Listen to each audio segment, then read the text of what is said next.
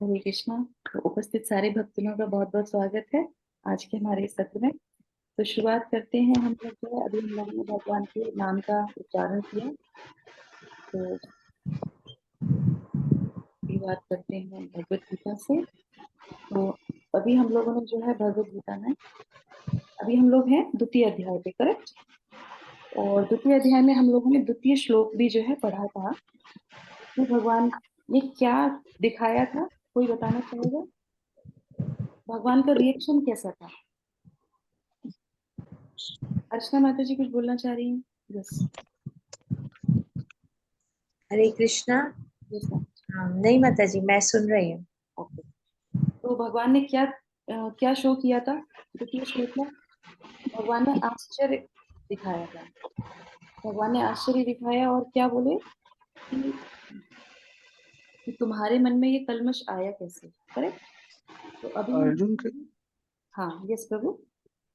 हरे कृष्ण माता जी। अर्जुन अर्जुन के हृदय में बहुत करुणा थी। भगवान वहीं पे गुरु का पद संभालते हुए उसको फिर मार्गदर्शन करते। मार्गदर्शन करते हैं, correct. Thank you so much Prabhu, very nice. गुरु का पद संभालते हैं वो और उनका मार्गदर्शन करते हैं। तो उससे पहले वो क्या करते हैं? उससे पहले वो उनको डांट लगाते हैं, है ना। तो पहले अभी उनके जो है बहुत प्रिय हैं अर्जुन। और अर्जुन को वो जो है पहले वाले द्वितीय श्लोका में वो जो है आश्चर्य दिखाते हैं कि तुम्हारे मन में ऐसा कैसे आ सकता है, तुम क्षत्रिय हो और तुम्हें अपने सारे जो है धर्म के बारे में पता है और फिर भी तुम जो है ऐसी तरह की बातें कर रहे हो, करेक्ट। उस तरह से उनके मन में आश्चर्य आता है, वो एकदम से होते हैं। और इस श्लोक में वो जो है उनको डांट लगाते हैं क्योंकि वो अर्जुन कहते हैं कि ये तो मेरी करुणा है। तो भगवान कहते हैं ये करुणा नहीं है, और करुणा क्यों नहीं है वो हम लोग आज के श्लोक में जानेंगे, ठीक है।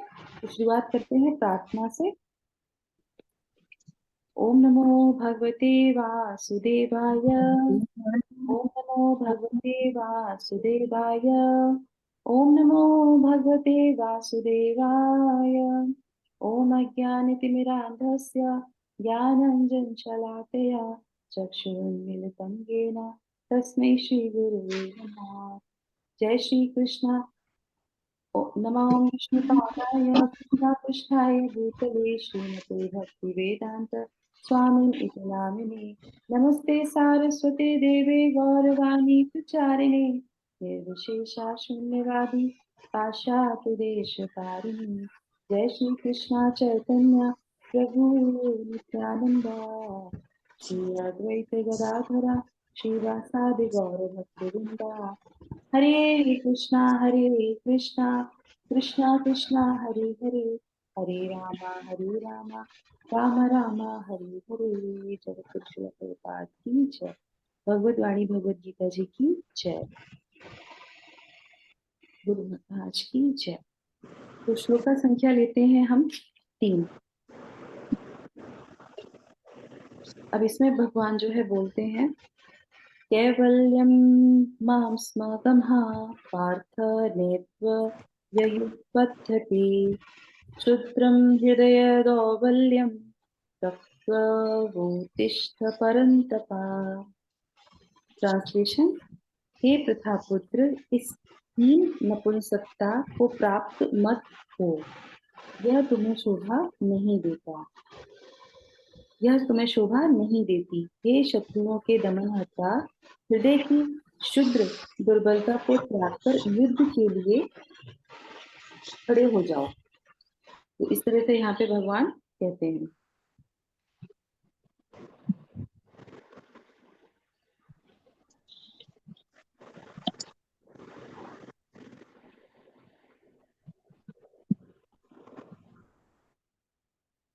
हरे कृष्ण। तो तात्पर्य कोई माता जी पढ़ना चाहेंगी क्या? हरे कृष्ण। किसी के पास है भगवत गीता? जिस अभी तक कोई और जिस माता जी ने पार्टिसिपेट नहीं किया, कोई पढ़ना चाहेगा?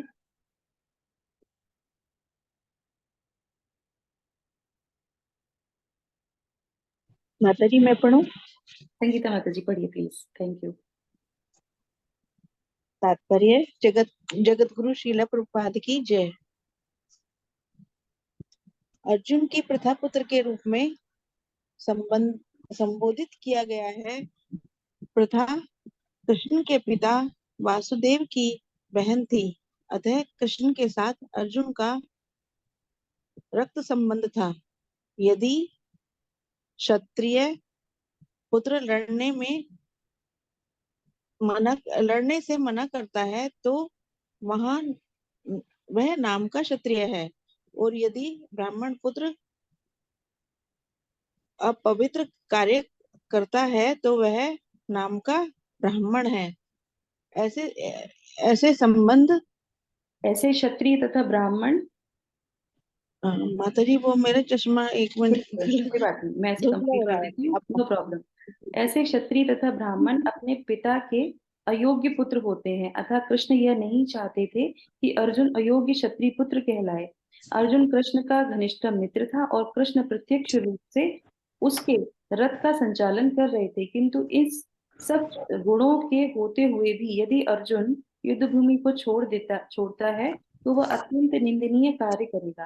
अतः कृष्ण ने कहा कि ऐसी प्रवृत्ति अर्जुन के व्यक्तित्व को शोभा नहीं देती। अर्जुन यह तर्क कर सकता था कि वह परम पूज्य भीष्म तथा स्वजनों के प्रति उदार दृष्टिकोण के कारण युद्ध भूमि छोड़ रहा है, किंतु कृष्ण ऐसी उदारता को केवल हृदय दौर्बल्य मानते हैं। ऐसी झूठी उदारता का अनुमोदन एक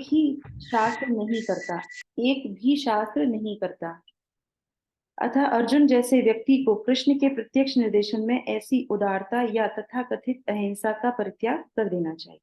हरि बोल। Thank you so much Sangeeta माता जी, हरे कृष्णा। तो यहाँ पे जो है भगवान जो है हृदय दौर्बल्य का नाम ले रहे हैं, शब्द का नाम ले रहे हैं, और क्या ले रहे हैं वो कहते हैं कि नपुंसकता, नपुंसकता कैवल्यम जो इसको बोलते हैं, और शुद्रम तुक्ष, और उसके बाद वो क्या कहते हैं, परंतपा। ये कुछ शब्द जो है ये बहुत इंपॉर्टेंट है इसमें।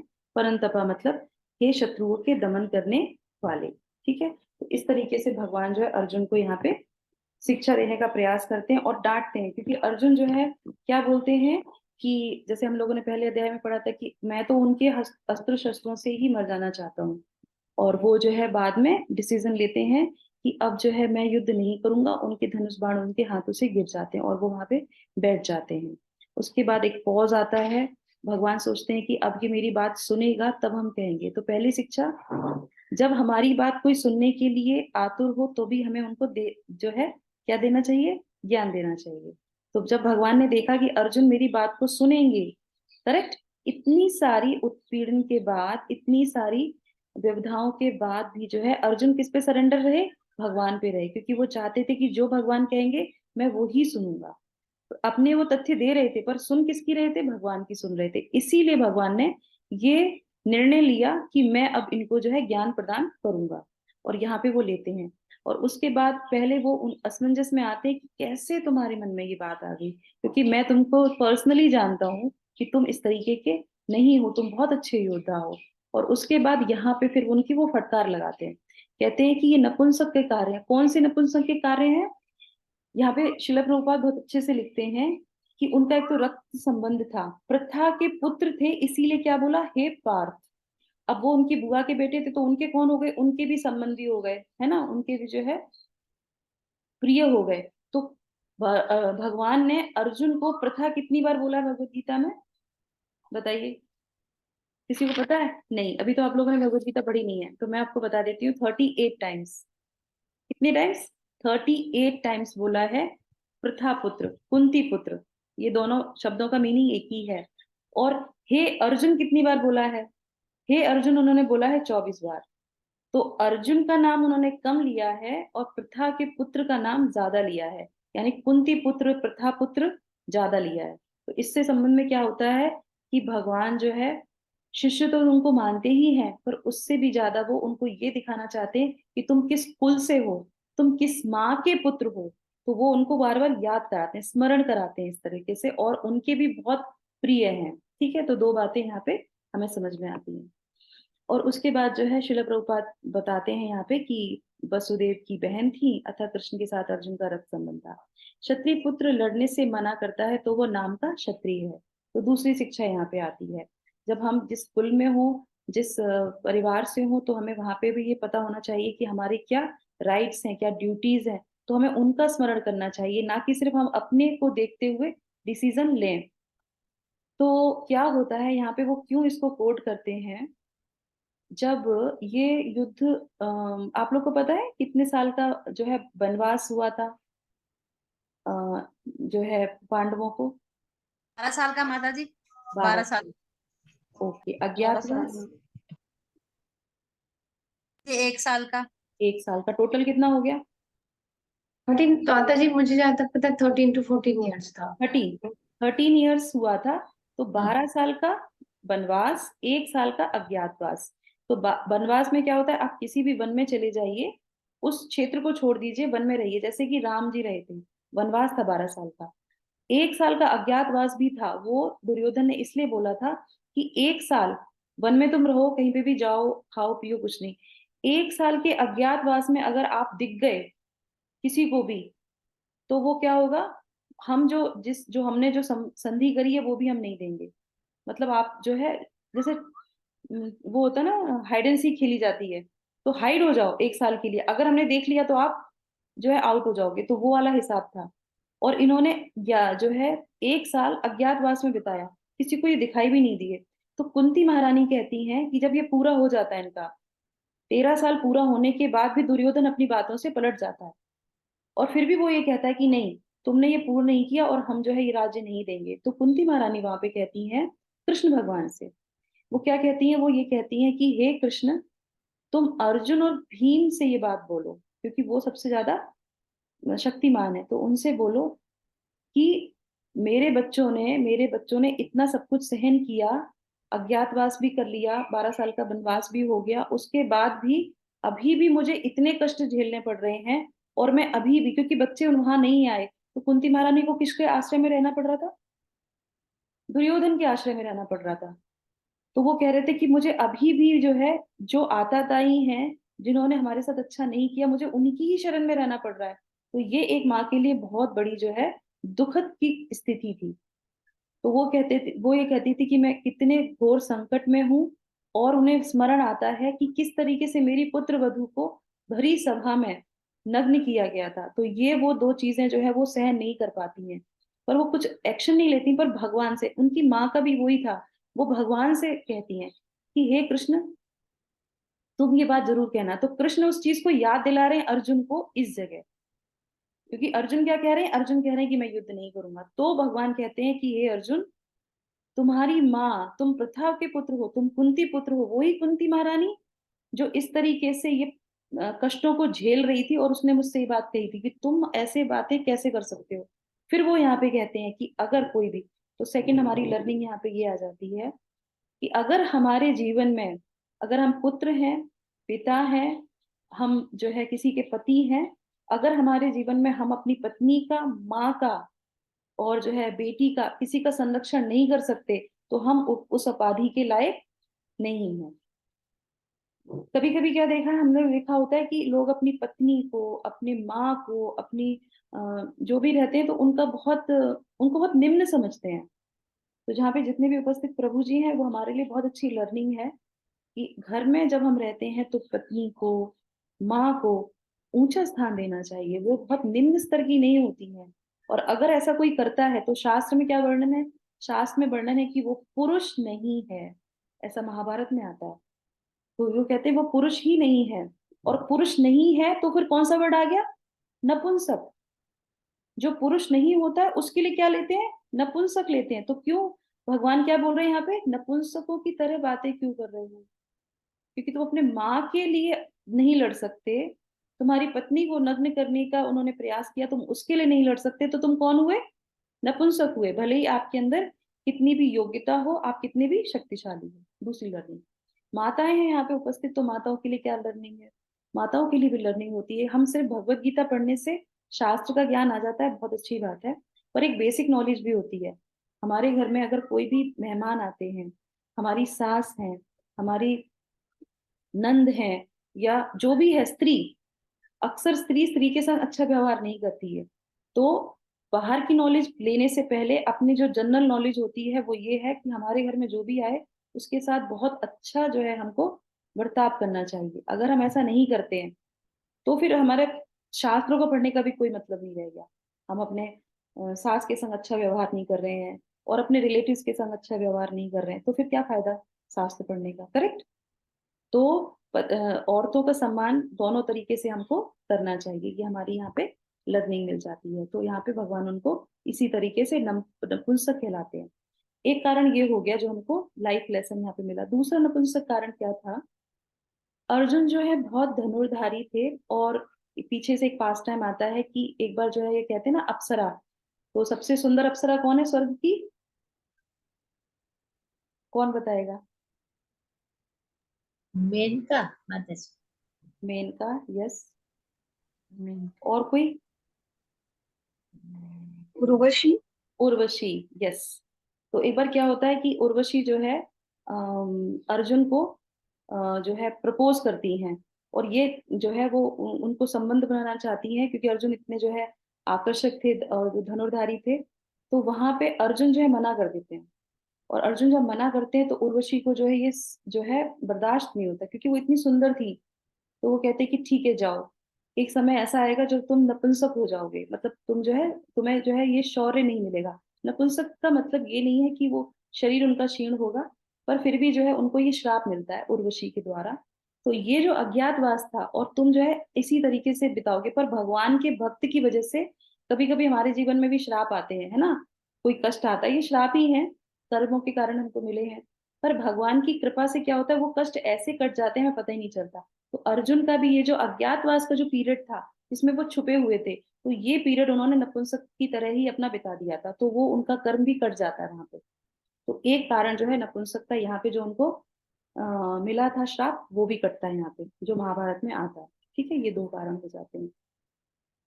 और जो है आ, हाँ, ये हो गया। उसके बाद जो है अब आते हैं यहाँ पे कि जो है भगवान कहते हैं कि तुमको जो है ये आकाशवाणी, जो सॉरी, ये तुमको जो है कायरपन शोभा नहीं देता। तो यहाँ पे क्या होता है कि अर्जुन जो है जब जन्म हुआ था उनका, जब वो उनकी जन्म हुआ था, तो एक आकाशवाणी हुई थी कुंती को, और उनसे ये बोला गया था कि ये जो तुम्हारा पुत्र है वो इतना विशाल जो है महारथी होगा कि इसका हर जगह स्वर्गलोक में, धरती पे, सब जगह इसका शौर्य होगा। और फिर उसी लिए, क्योंकि द्रोणाचार्य उनके गुरु थे, और द्रोणाचार्य ने जो है उनको शिक्षा दी थी। और हम लोग गुरु को क्या देते हैं? वो देते हैं, दक्षिणा देते हैं। तो दक्षिणा में अर्जुन से उन्होंने कहा था कि जो है मैं तुमसे गुरु दक्षिणा क्या लेता हूँ, वो ये कहते हैं कि जब कभी भी ऐसा समय आए जहां पे मैं तुम्हारे सामने होके युद्ध करूं, तो तुम जो है बिल्कुल भी हिचकना नहीं मुझ पे शस्त्र चलाने के लिए। ये द्रोणाचार्य ने अर्जुन को बोला था पहले ही। और अर्जुन क्या कह रहे हैं यहाँ पे? अर्जुन कह रहे हैं कि सामने मेरे द्रोणाचार्य हैं, तो मैं कैसे उनपे शस्त्र चलाऊंगा? तो यहाँ पे भगवान उनको याद दिलाते हैं कि तुम जो है, तुम्हारे ऊपर तो पहले ही भगवान ने इतनी कृपा कर रखी है, और तुमको तुम्हारे गुरु ने ही पहले बोल रखा है कि एक समय, कभी ऐसा समय आए कि मैं तुम्हारे अपोजिट खड़ा हूं, तो भी तुम युद्ध युद्ध करना। क्यों? क्योंकि तुम्हारा यश उसी में है, युद्ध करने में। और तुम हमेशा जो है धर्म के जो है साथ ही जो है युद्ध करोगे। तो यहाँ पे अर्जुन जो है अपने धर्म को छोड़ रहे हैं, अपने जो है कार्य को छोड़ रहे हैं। तो वो सारी बातें भगवान जो है यहाँ पे उनको समझाते हैं। और ये जो लास्ट में यहाँ पे आता है कि झूठी उदारता, उन्मूलन सारे हो गए, यहाँ पे परंतपा शब्द रह गया। यस। तो परंतपा जो है, अब भगवान अर्जुन को क्या बोलते हैं? हे परंतपा। हे परंतपा का मतलब क्या होता है? हे परंतपा का मतलब होता है कि जो शत्रुओं को तपाने वाला होता है, पीड़ित करने वाला होता है। तो अर्जुन, तुम जो है शत्रुओं का दमन करने वाले हो, तुम इतने धनुर्धर हो, इतने शक्तिशाली हो कि तुम शत्रुओं का हनन कर सकते हो। तो इनको जो है अंदर से पावर बिल्ड करते हैं भगवान, इस तरह के शब्द लेके कि वो जो है करके आए। और फिर भगवान जो है उनको गीता का ज्ञान आगे जो है, अब फिर अर्जुन जो है मना करेंगे, अगले श्लोक में हम देखेंगे। तो उसके बाद 4 है, 5, 6, तो भगवान जो है 10वें 11वें श्लोक से भगवान जो है बोलना प्रारंभ करेंगे, तब भगवान उनके रियल गुरु बन जाएंगे। अभी क्या चल रहा है? अभी उनका जो है हाँ और ना चलता है, और इसी प्रकरण में इन्हीं श्लोकों में अर्जुन जो है अपना एक कारण और प्रस्तुत करेंगे युद्ध ना करने का। अभी चल रहा है ना, तो अभी ये जो है कारण प्रस्तुत हो जाएगा, और उसके बाद फिर भगवान जो है 11वें श्लोक से जो है 10वें के बाद से जो है भगवान जो है पूरी तरीके से गुरु का जो है स्थान जो है ले लेंगे, और फिर उनको जो है पूरे भगवद गीता का ज्ञान देना प्रारंभ कर देंगे। ठीक है, तो यहाँ पे हमारा जो है ये तृतीय श्लोक पूर्ण हो गया। हरे कृष्णा, जगत गुरु शिला प्रभुपाद की जय। किसी का कोई प्रश्न हो तो पूछ सकते हैं, नहीं तो थोड़ा सा हम जगन्नाथ जी के बारे में डिस्कस कर लेंगे। हरे कृष्णा, किसी का कोई हरे प्रश्न? कृष्णा माता जी। यस। माता जी मेरा एक डाउट है छोटा सा। माता जी जैसे कि इसमें प्रभु कह रहे हैं भगवान की युद्ध करने के लिए, तो क्या इस युद्ध को आज के समाज के भाइयों भाइयों के युद्ध से कि बट जायदाद के लिए लड़ाइयाँ, उससे किसी भी तरह से कंपेयर किया जा सकता है? बिल्कुल किया जा सकता है, बिल्कुल क्योंकि सही है। यस, बिल्कुल कर सकते हैं, कर करेक्ट। सकते अगर आपका जो हिस्सा है वो आपको मिलना ही चाहिए, है ना। लेकिन ये जैसे धर्म युद्ध था, दिव्य इसके कारण थे, तो आज पर्सनल उसके लिए तो नहीं कर सकते शायद। नहीं नहीं, ये धर्म युद्ध था, पर धर्म का मतलब क्या होता है वो हमें पता होना चाहिए। धर्म का मतलब है कि हम अधर्मता की, अगर अधर्म की ओर ऊपर नहीं जा रहे। और जो कौरवों ने किया था वो अधर्म था, उनके उनका हिस्सा न देना अधर्म कहलाता है। किसी की पत्नी को छेड़ना अधर्म कहलाता है। धर्म। किसी का धन लेना अधर्म कहलाता है। तो वो उनका हिस्सा ले रहे थे। उसके बाद शिला प्रभुपाद ने और भगवत गीता में क्या आया, आताताइयों जैसा उन्होंने उनके साथ व्यवहार किया, करेक्ट। ठीक और ठीक। लड़ाइयां होती हैं सिर्फ दो ही चीज पे, जमीन पे होती है, स्त्री पे होती है।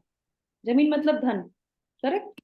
जर जोरू और जमीन, ये तीन जो है हम लोग अपनी शाब्दिक भाषा में बोलते हैं। जर मतलब जमीन, जोरू मतलब पत्नी, है ना। और जर जोरू जमीन, और जमीन सॉरी जर मतलब जेवर, जेवर, पत्नी और जमीन, ये तीन ही कारण होते हैं लड़ाइयों के।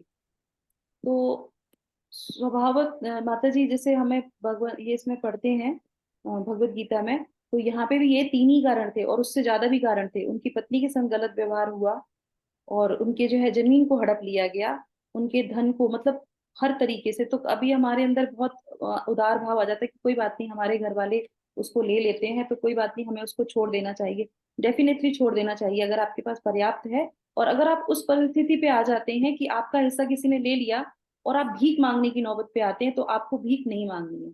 क्यों? क्योंकि आपके पास आपके पूर्वजों का या पहले, क्योंकि लड़ाइयां हमेशा तभी होती है जब उसका ओनर एक होता है। जैसे पिता की संपत्ति पे ही लड़ाइयां होती कि मेरा अधिकार है कि तुम्हारा अधिकार है।